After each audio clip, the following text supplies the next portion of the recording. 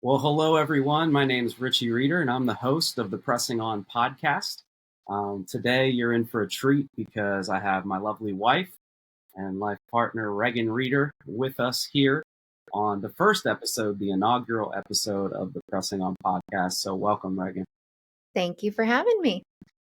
We have been dreaming about this for a few years, and we just said that perfection is the enemy of progress. And so, here we go. We're ready to roll with season 1 of the Pressing On podcast. And before we get into Regan's story just a little bit, I want to remind our listeners that our mission here at Pressing On is to uplift, resource, and coach families in crisis, specifically those affected by rare disease diagnosis and long-term hospitalizations.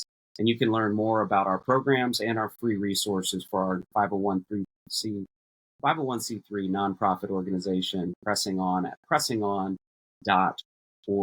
Our goal for the Pressing On podcast is to simply amplify voices of perseverance and highlight the journey of hospitalized families so that everyone who listens will be encouraged to press on through tough times holistically. I'd like to introduce Regan Reeder, who is my lovely wife, mother of 2 girls, Alivia and Myka.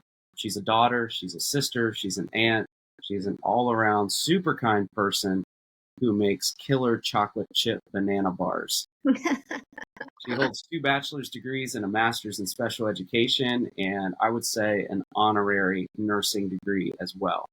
In addition to currently working in the Gateway School District just outside of Pittsburgh, as the K-12 Cyber Special Education Facilitator, she is co-founder of our nonprofit organization that I mentioned beforehand, Pressing On. As a mom who's experienced her daughter's long road to recovery from liver transplant, Regan's passionate about connecting with transplant families, providing helpful resources, and encouraging them in the midst of their pain. In her spare time, she can be found reading Karon's Mitford series, watching the Hallmark Channel, and enjoying time with her girls. Again, welcome, Regan, to the inaugural episode of the Pressing On podcast. Wow, I'm so flattered. Thank you for having me. Did I miss anything about you? Oh gosh, I don't think so. I'm really excited to kick this off. I'm happy to be here. So Awesome. let's do it. My first question is something that I've known for over 20 years now, but let's start with who you are as a person.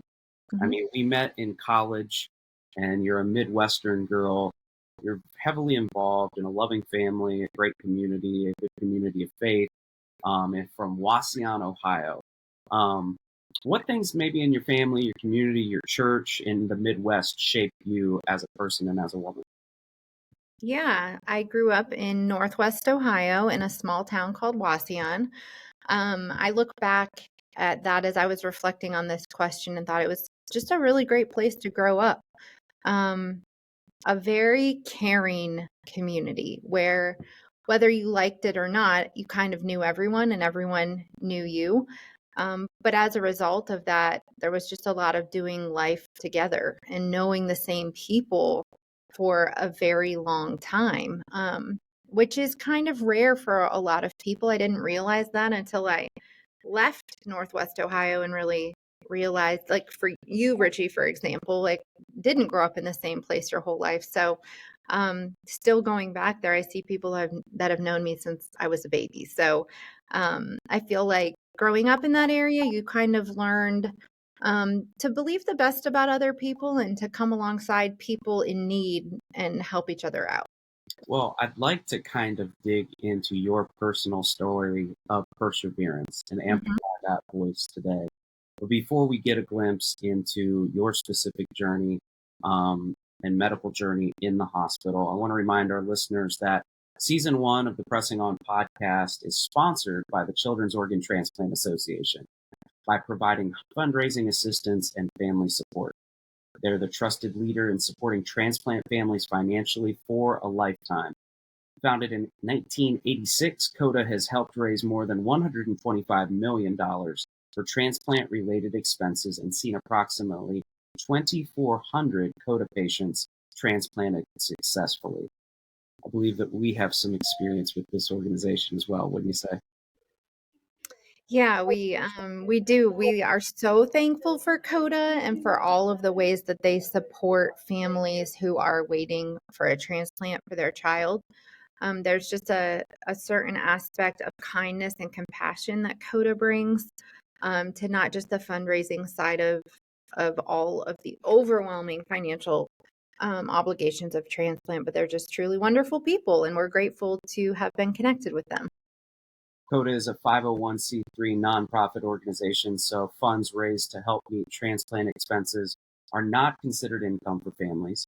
CODA's services and guidance are provided at no charge to transplant families, and 100% of each contribution made to CODA in honor of patients helps meet transplant-related expenses, and gifts to CODA are tax deductible to the fullest extent of the law. So for more information about our friends at CODA and how CODA might financially assist you, your family, or someone you know on the transplant journey, head to coda.org. That's COTA.org today. Now back to your journey, Regan, which CODA was a part of. You have a very specific story of perseverance, specifically in being a medical mama, spending lots of time in the hospital, relating emotionally to a child's rare diagnosis and their continued care. And so, would you give our listeners a glimpse into that world and into your story as a medical mama right from the start? Yeah, for sure. Like Richie said, we have two daughters, Alivia, who is now 12 years old and in sixth grade, who is thankfully a healthy child. We had no idea that we were genetic carriers for a very and so when Myka was born in January of 2015, my pregnancy had been normal. We had a full-term pregnancy. I had a scheduled C-section. Everything went well. Myka seemed totally healthy for the first couple of days of her life. On day 3 of her life, the nurses came to me in the morning, and I knew I had slept too long. Like, not being my first baby, I knew I should not have slept that long without being woken up to nurse her. And so we started being concerned. The nurses said that her temperature was dropping overnight. They said they thought maybe she had a virus or something. And so the pediatricians kept a really close eye on her at our local hospital. And after a few hours, she was getting sicker. She was kind of having like some shaking and spasms and struggling to breathe right. And so they transferred her downtown Pittsburgh to West Penn Hospital. And I'll never forget the transport team that came to get her, telling Richie and I, you have a really sick baby. And that they had run, at least now we know, probably blood gases and things bedside to know that there were some serious things going on, and it wasn't a virus. So they transported her downtown. They discharged me, which I always look back at how hard it was to be wheeled out of the hospital without my baby. And just the spot of tenderness I have in my heart for any moms who experience that. They sent us home for a couple of hours because they kind of didn't even know, I think, where to tell us to go at that point. Because they moved her from West Penn Hospital to Children's Hospital of Pittsburgh pretty quickly because they knew, based on her ammonia level, which we had never even heard of really before, that her ammonia level was incredibly high. It was almost 1,300 at that point, and they needed to start dialysis of her blood. And so we got to Children's Hospital, and I think they put us in the cafeteria. I think they told us to go to the cafeteria for a little while because there was so much going on. They didn't even really know where to tell us to go. We finally made it to the NICU.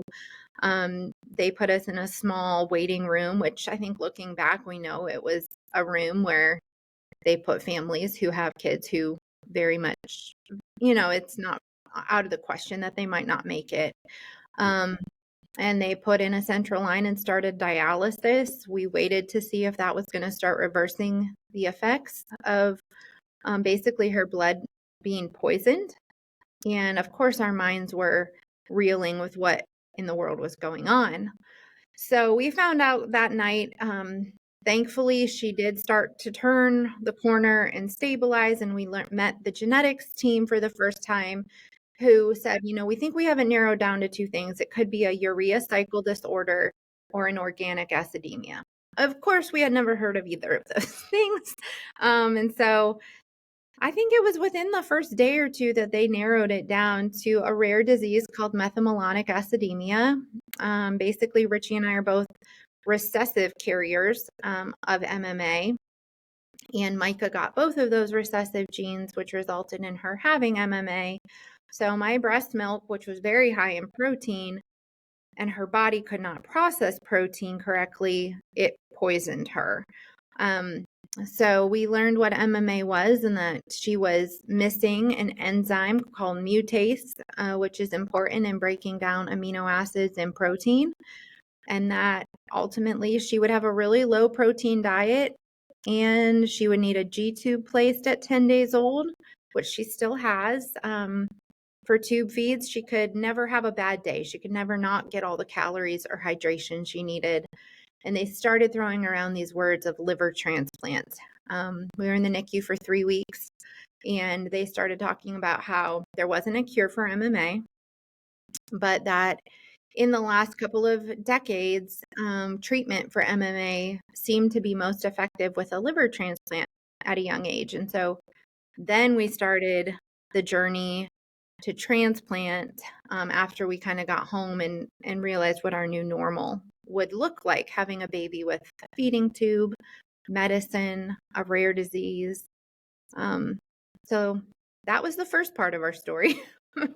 And to recap, I'd love to know what your feelings as a medical mama were, because we'll get into the liver transplant journey here in a moment. Yeah. But for those first 3 weeks, you had already expressed the emotions of leaving the hospital after 4 days without your child. What did that feel like once you got home as a medical mama, that you've already had one baby 4 years before, that you bring home, you treasure, you feed, not much medicine to administer? How was that different with your second baby, that you bring them home almost a month later with lots of different needs? Sure. How did that affect you as a mama? Yeah, I think being this far removed and having shared our story so many times, I can say it so matter-of-factly. And obviously, it was incredibly emotional. I just remember feeling like so much was ripped away from me, and there was so much fear and so much grief in those first, months and years of her life. And those feelings still exist. But I remember being told you can't nurse your baby. So as a new mom who had a successful breastfeeding journey with our first, I was looking forward to that again with our second. And just being told, like, you can't, but you have to pump because your baby is going to need a certain amount of breast milk, but you can't nurse her. She can't just have an unlimited supply. So that bonding and that just was ripped away from me. I honestly had a bit of a hard time bonding with Myka at first. There was just this subconscious emotional guard that went up of, I don't want to bond with my baby because she might not be here tomorrow.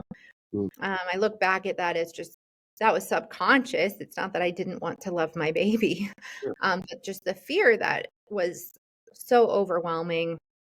The grief that came with them telling us in those first few days that we probably wanted to very much consider not having more children, and understanding what the genetic aspect of it was, and all of those biology lessons that we had ignored about Punnett squares when we were in high school came back to us like, oh, this is real life. And this is what it would mean for us to have more kids, for us to go home and not just be hoping our baby would sleep through the night. She couldn't sleep through the night.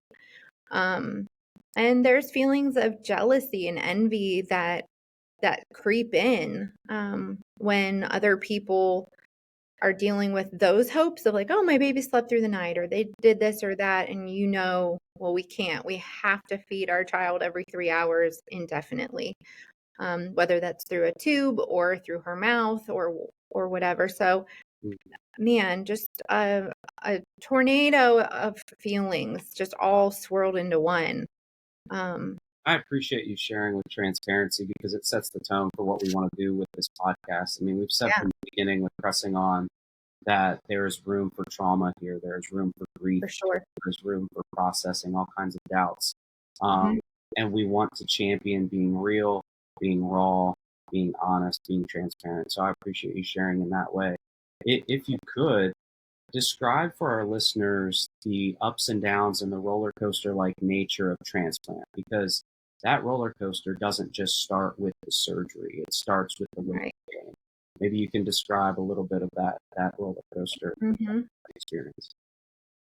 Yeah, I think in one sense for us, transplant is for us was a different experience than it may be for others, just because it was somewhat optional for us. And I think a lot of people get to a place where transplant is because your organ is failing and you need it now. Mhm. And Myka's liver was not functioning correctly, but it wasn't like failing tomorrow. And so transplant and deciding to choose to move forward with listing her for transplant took a lot of prayer, a lot of wisdom. We consulted with the National Institute of Health. There's a doctor there, Dr. Venditti, who's dedicated his life to studying MMA, which is such a rare disease. And so we're so grateful for people who have seen the need to devote the time and resources and energy into working toward a cure. But they all agreed that based on how severe Myka's initial onset and metabolic crisis was, that proceeding with a liver transplant was a good idea, and that it would ultimately reduce the risks long term of her damaging her kidneys, of neurological damage.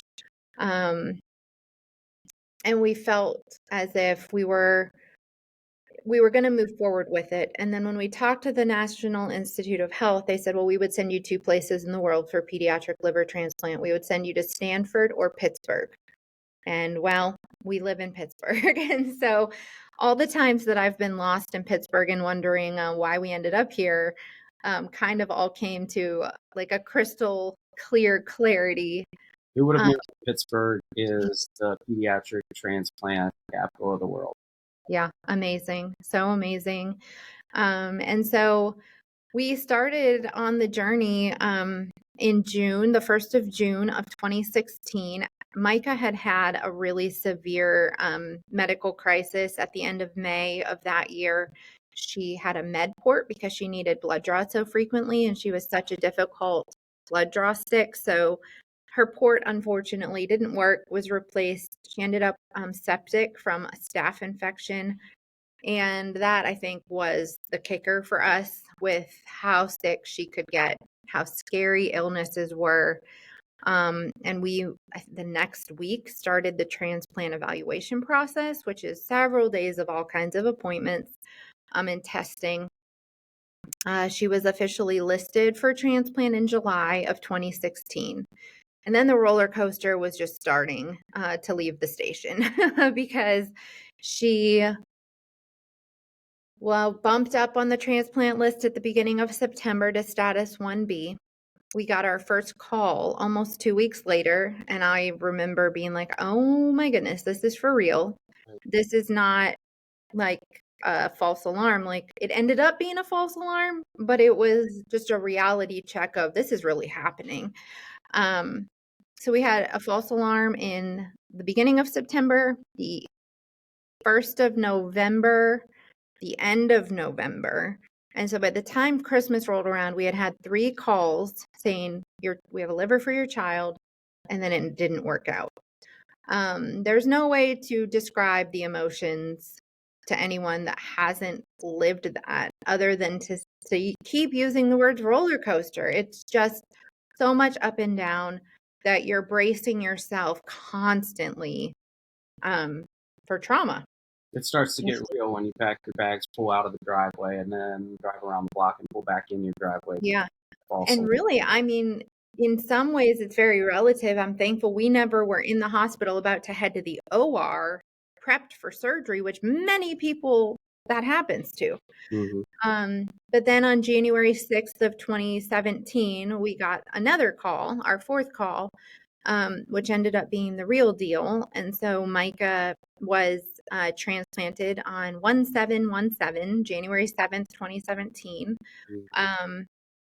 And all of the things that they had prepped us for that could go wrong kind of all kept going wrong. It was a long surgery. She was clotting during transplant surgery. They felt like they had cleared everything. And then about 4 days later, she lost blood flow to her hepatic arteries. So she had hepatic artery thrombosis, where they said, we're either going to be able to restore blood flow to her liver, or she's going to have to be relisted at the top of the transplant list today. Mhm. Thankfully, Dr. Mazaregas, who we just adore as a human being and greatly respect and admire in his field of work, he was able to clear that hepatic artery and restore blood flow, but she remained on the ventilator with continuous issues for almost a month in the PICU.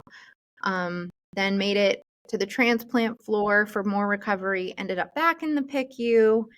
And so by the time we made it home after transplant, it was March of 2017.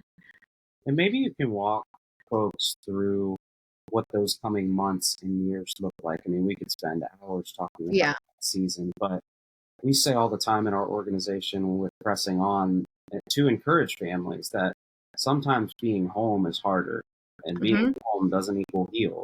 Mm-hmm. What were some of those roller coaster highs and lows, bumps along the road, speed bumps that Myka hit that you experienced as a medical mama once you got her home from transplant?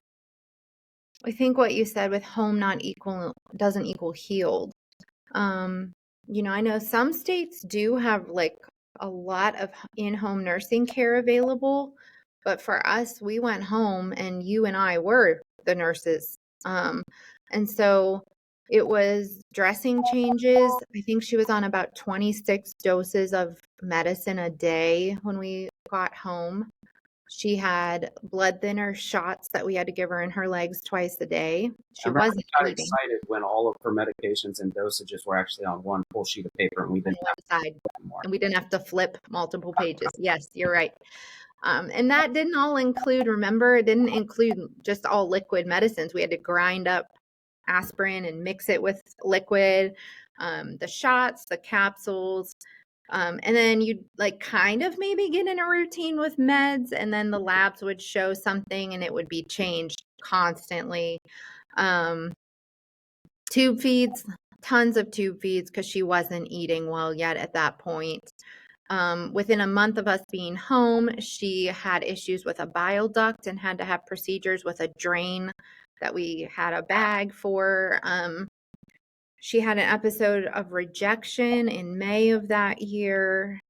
Steroids, like so many steroids. We called it roid rage because we had a 2-year-old on steroids. She was hangry. And she was very hangry.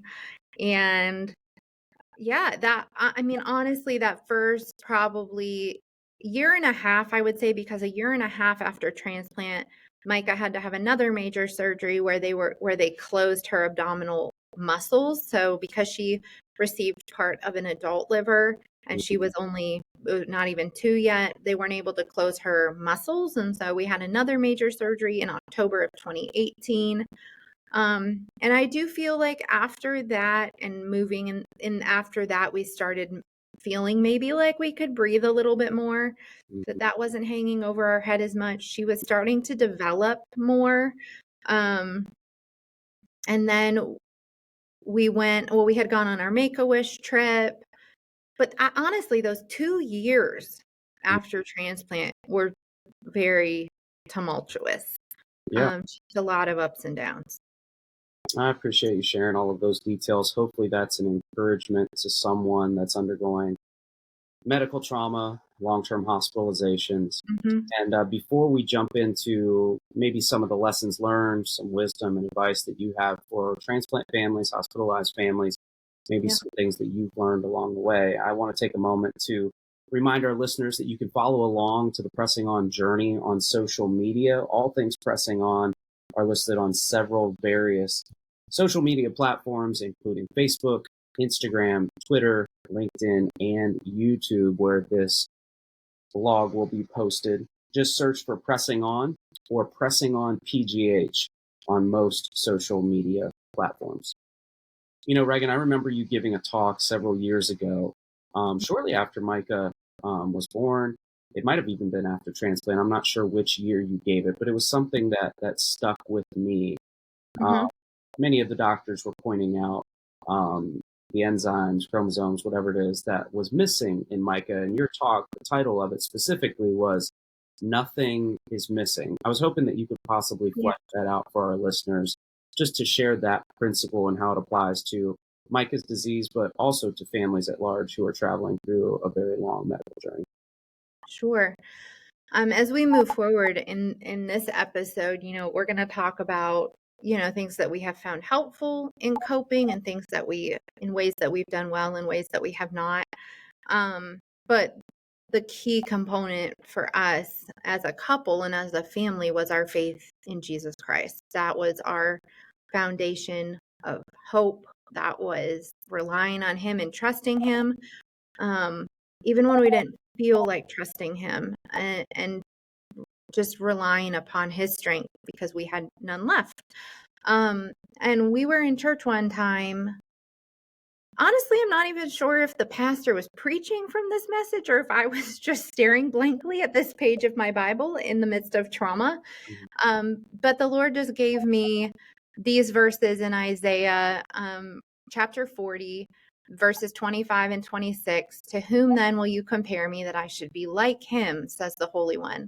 Lift up your eyes on high and see who created these. He who brings out their host by number, calling them all by name, by the greatness of his might, because he is strong in power, not one is missing.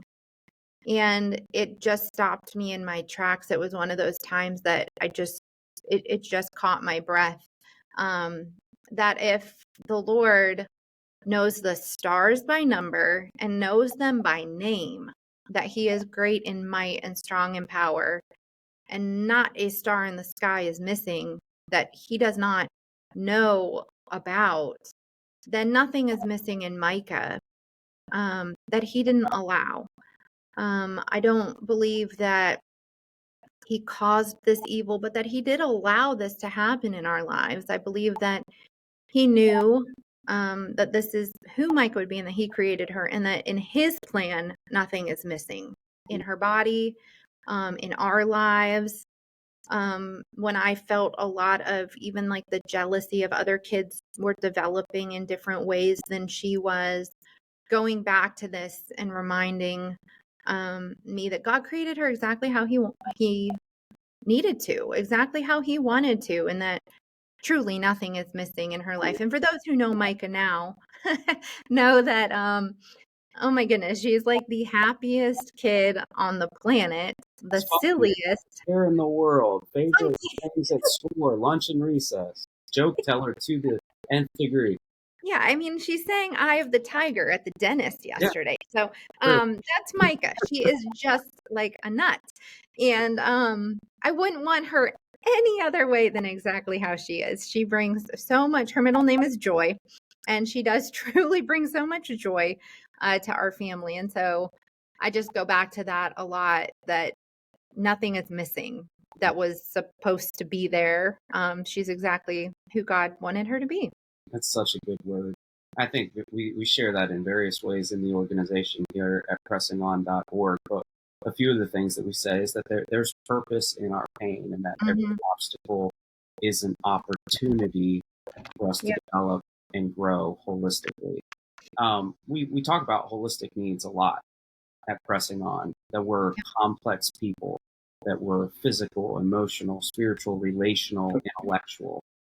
When you think of all of those different parts of who you are as a medical mama on this journey, maybe if you can share one part that you paid close attention to during the tumultuous times in the hospital, and maybe one part that you might have neglected at times during Myka's medical journey. Yeah, sure. So, talking about holistic health, I think looking back, the two areas that stick out to me as what we did well and were aware of were our spiritual health, despite how terrible it was. Like, I remember hiding in the bathroom in the PICU and sitting on the floor and crying, and just crying out to God, like, why are you allowing this to happen?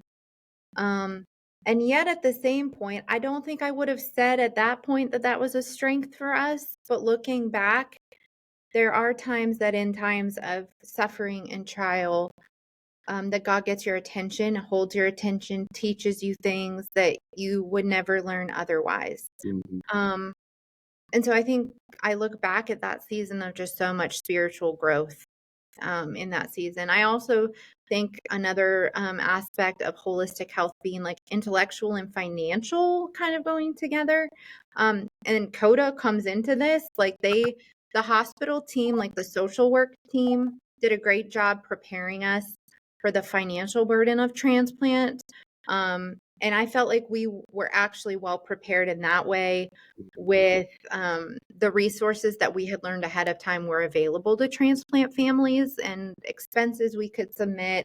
And I mean, and at the same point, God really provided for us in those ways. I feel like those were strengths. For me, physically, that was a weakness. I didn't do a great job taking care of myself physically. When I'm really stressed, I don't want to eat. I prefer Both of us. what? I said, and when I'm really stressed, I eat for both of us. Yeah. Yeah, so Richie would be like, "Let's go get a burger." And I'd be like, "I'm gagging," like, just thinking about a burger. So it was really hard for me, but at the same point, like, no one's sleeping great in the hospital or yes, maybe when you go home, but you wake up with your heart racing knowing your child is on a ventilator. Um, just the physical aspect. It was also the middle of winter in Pittsburgh, and I do look back at that as like, well, I'm glad that we didn't miss a beautiful summer outside, but we also couldn't get outside to go for a walk or get fresh air and kind of take care of those things. So, you live and you learn. Yeah, I appreciate you sharing both of those things. I mean, you mentioned the physical and the spiritual, and I know that in public settings, you've been very open about championing the mental health conversation and normalizing that in communities and neighborhoods and schools and churches Mm-hmm. to the nth degree. Um, Mm-hmm. if you could share a little bit about that for a moment and share specifically how hospital families are affected by trauma and any advice that you might give to other transplant or hospital families or individuals that are coping with medical trauma. Yeah. Don't be afraid to go to therapy, to say that therapy is necessary or needed. I do think we're in a different day and age now where it is a lot more commonplace than it was, 20 years ago. I think, especially growing up in the church, there was a stigma that came with needing any mental health support that meant they must be nuts Right. and, and really, really broken. And we are all really, really broken. And so it's okay to seek help. It's okay to ask other people for help. You need a support system. The mental health component of it is no joke, and I think it took me a long time to get to a place where I was going to put in the time and the effort Mhm. to take care of myself in that way. And I understand, like, when you are in complete survival mode for so long, it's really hard to find the time to do that. Um, but when it is something that is feasible, it's so important. I'm so grateful. A friend of mine connected me, actually, one of our Pressing on board members connected me with someone that she knew who is a therapist who specializes in trauma. Mhm. And what a gift that has been to me. It has helped me give myself grace that the anxiety and the panic attacks that I've struggled with, especially since transplant, they don't just come from nowhere. I've always blamed myself, like, where is that coming from? It's a beautiful day. It's sunny. No one's in the hospital. I should not be anxious. And he's really helped teach me that there's a book called The Body Keeps the Score. Um, that we physically store trauma in our physical bodies and that it manifests itself in lots of different ways. Mhm. Never when we would like it to or choose for it to. He has, I believe, said trauma is the gift that keeps on giving. So, um, I having learned what trauma has done to us mentally and physically, is the first step. It's the awareness that you don't go unscathed Sure. as the caregivers. And that even when you think you're doing okay, there needs to be a time and a place where you process the trauma that you've experienced as a caregiver. Um, Learning true techniques. And my therapist is also a Christian, so that's a gift to me personally, Mhm. because he's not promising that if I learn the right grounding techniques or mindfulness, that everything's going to be okay. Right. He's done a really great job helping me see that we live in a broken world, and that ultimately, until this world is restored and Jesus comes back, which I firmly believe that it won't all just be okay until then. But in the meantime, he Right. has helped me learn really important grounding techniques, practicing mindfulness, deep breathing, understanding what some of my triggers are and how to, when possible, avoid them or at least be aware of them and not fight myself for feeling the things that I have felt. Well, you mentioned having a foundation for your faith, which is extremely important. You Mhm. mentioned deep breathing techniques. You mentioned a book specifically that we'll link to in the show notes, The Body Keeps the Score. Yeah. And you also, just a recap, mentioned don't be afraid to go to therapy. Those are Mhm. all really great action steps for anyone out there that Yeah. is suffering through the trauma of a hospitalization for Mhm. themselves or their child, or on the transplant journey or on the journey of a rare diagnosis. Yeah. Is there any specific advice that comes to mind when you think of transplant families or family with a child with a unique diagnosis? Because it's easy to get caught up in the day to day. But do Mhm. you have any specific advice for families that want to play the long game in their medical journey and focus on the long term successful outcomes? Yeah, I wrote down 3 things that I would, give as advice. One is take one moment at a time.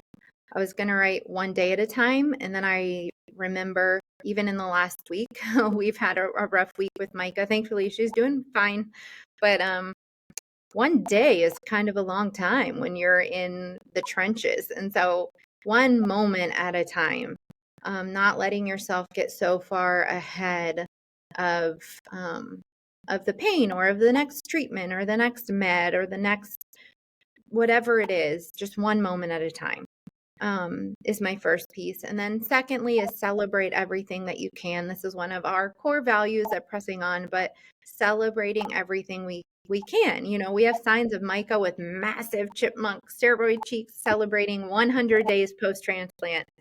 And we still go out for dinner every year on her transplant anniversary. Um, and just celebrating everything you can, because the victories that may seem small to some people are so big, for families who are experiencing, medical crises. And then thirdly, I just wrote, don't lose hope. Um, it can be really easy to fall into a pit of despair and depression. It can be, it takes a lot to fight against that, but don't lose hope. Um, Ultimately, I say that because I believe that our hope is not just here on this earth, but that our hope is in a restored heaven and earth, and where there's not going to be sick children or illnesses for anyone. But ultimately, just not losing hope might mean having something to look forward to at the end of the week, whatever that might take to just keep you in a positive direction of trying to see the bright spots. Yeah, absolutely. That's a good word. In closing, a couple of questions to ask you um, about encouraging families that have been in the hospital with their children. But before we get to that, I just want Mhm. to highlight a couple of the programs and resources that we have going on at Pressing On. And just a reminder to our listeners that all things Pressing On can be found at pressingon.org. Real simple website, pressingon.org. And here at Pressing On, we believe in meeting tangible needs in order to meet intangible needs. And we have various programs that help resource hospitalized families physically, emotionally, and spiritually, including our hospital care package program, our gas card program, transplant backpack program, crisis coaching program, and Children's Hospital of Pittsburgh program. So if you or a family that you know is affected by a long-term hospitalization or on the journey of pediatric transplant, we'd love to come alongside of you and provide free resources during this time. And so let me encourage you to visit our website at pressingon.org to sign up for our free resources, our newsletters, or make a referral. That's pressingon.org for more information. Back to you, Regan. In closing, there's a few questions here. I'd like for you to speak to the family maybe that hasn't spent time in the hospital with their child. To speak to the individual that's like, that sounds really hard, but I really don't know how to relate to someone that's on a medical journey. What's one helpful thing that they should know about the families that are experiencing trauma in the hospital? Oh, it's such a good question. I think I would first of all say that offering specific help is always the most effective way to help a family. I think so many people mean so well when they say, just let me know if you need anything. And there were a lot of times that I had no idea what I needed. Right. But we've said it so many times. We had some really good friends who the night that we ended up leaving our house and going down to Children's when Myka was 3 days old, they showed up at our house and said, give us a grocery list. We're going right now. And your sister, who was a college student at the time, was taking care of Alivia. We had no food in our house. I mean, we weren't even thinking about that. And so they just said, make a list. And so they did. It wasn't, tell me when you might need groceries. It was, tell me what you could use right now, and I'm going to go get it, and I'm going to bring it back. Such a tangible, intentional way to help someone. And that was before cool things existed like grocery delivery and Walmart delivery and Instacart and all of those things. But honestly, those are really great ways that you can provide help for a family. That's just a tangible way. I think another way is just being there to listen. You don't have to have the right answers or any answers at all to be a really good friend. I think sometimes we shy away from the difficult conversations or situations because we think, I don't even know what I would say right now. That's okay. I felt very loved by people who came and sat with me at the hospital and brought me a milkshake. I had a friend who painted my nails. Those things I look back on as feeling very supported and loved, not because they told me everything was going to be better tomorrow, but because they came and they were with me. So that's my advice. That is so good. Pressing on, we say it this way, we very well might not be able to change the pain in someone's path, but we can change the strength by their side. Yeah. So really quickly here, after this next question, there's a very short rapid fire round that you have not seen these questions. Oh, no. We're looking forward to hearing your off-the-cuff responses, not planned responses. But the last question that we want to leave our listeners with that you have seen is, for those who are currently on a tough medical journey, what's one word of encouragement that you would want to leave with them? Keep breathing. I think that's my advice, is just kind of what I had said with just taking one moment at a time, finding everything you can to be grateful for, acknowledging the pain and the hurt, and just taking deep breaths to get through the one moment at a time. Yeah. That's good. Well, 5 really quick questions here on the back end. Hopefully our listeners will get to know you a little bit better. You ready? Ready. Let's go. Do you have a favorite quote? A